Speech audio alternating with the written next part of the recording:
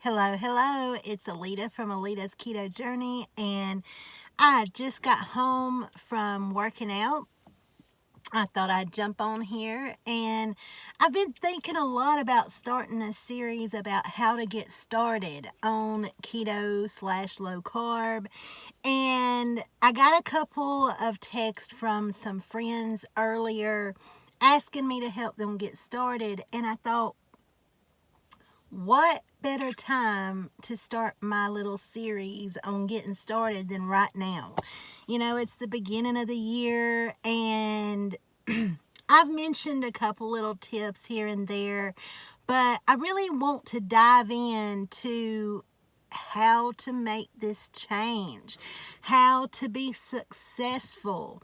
I want to take a few of the mistakes that I've made and let you guys know about it so that you can keep from making those same mistakes and not go through some of the troubles that I've been through. So I want to start by saying welcome, first of all. I have a few new subscribers again, and it's really easy. Keto/low carb, whichever you're deciding to do, it's really simple. I guess not to be confused with easy, but it's really simple. People make it complicated. We make it complicated. If you're just beginning, don't worry about the macros. If you get on YouTube and you research keto, there's going to be tons of videos come up with people explaining the macros, the pie chart with the percentages of the protein and the carbs and the fat. And while that's all important and good information to know, in my opinion, in my humble opinion, as I'm not a healthcare professional, I'm not a doctor, nurse, nutritionist, anything of that sorts. I'm only sharing my experience. But in my humble opinion, that's not important at first. In the beginning, don't concern yourself with that because it's too much. It's too much too soon. Simply back off of the carbs.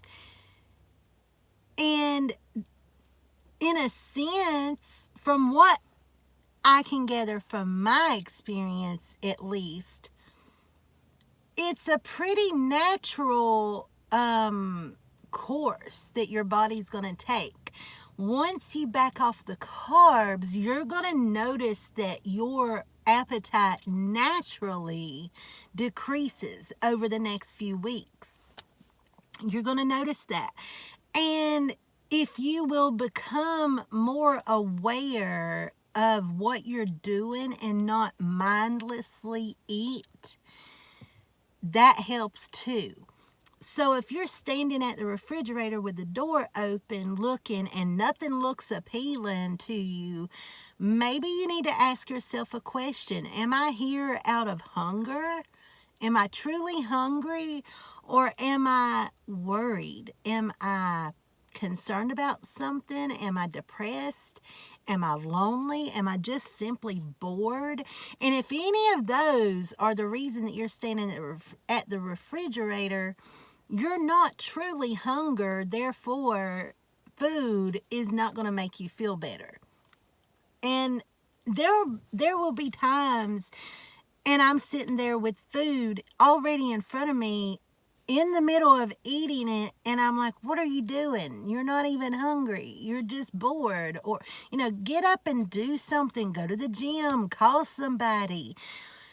But it's just not a hard concept. People make it complicated. And those people who do the pie graphs and everything, they didn't just start. I bet you money they did not just start their journey.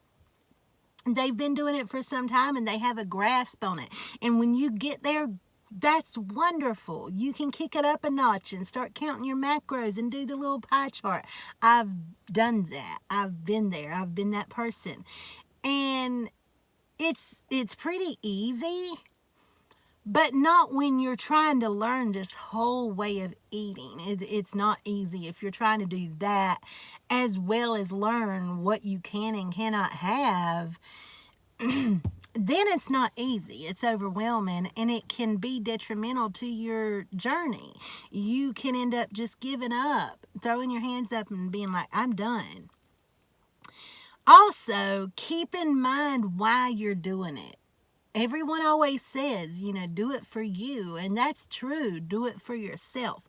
But sometimes I find myself thinking about others around me, the ones that I love, helping me. I use that to help drive me on days when I feel like myself is not enough to drive me.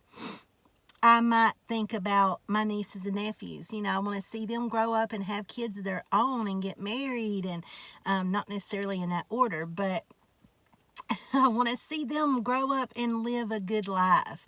I want to spend many, many more years with my husband. I don't want to leave him alone or leave him to spend the rest of his life with another broad. I want to be the broad that he lives with the rest of his life.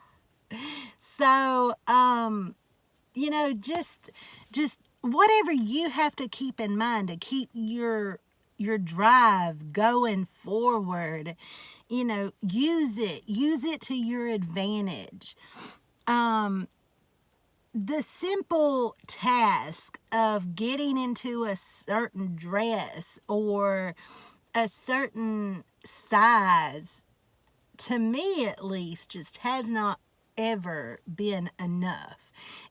In my opinion, the purpose that you're doing it for has to be greater. I got tired of dying. Every day I was miserable and at over 300 pounds and having just had some serious neck surgeries and back surgery. I was finding my life very restrictive.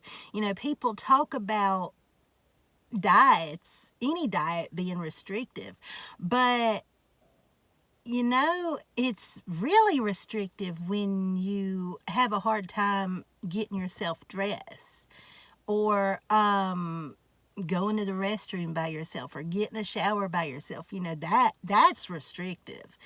And so I'd much rather, kick cake to the curb or pizza or whatever it may be than to end up back where I was 3 years ago. So, that's all for today. I just wanted to give a quick little, this is how you get started. Y'all, it really is that simple. It's not going to be as hard as we make it. And try not to focus on the foods that you can't have, and focus on all the nutritious foods that you can have.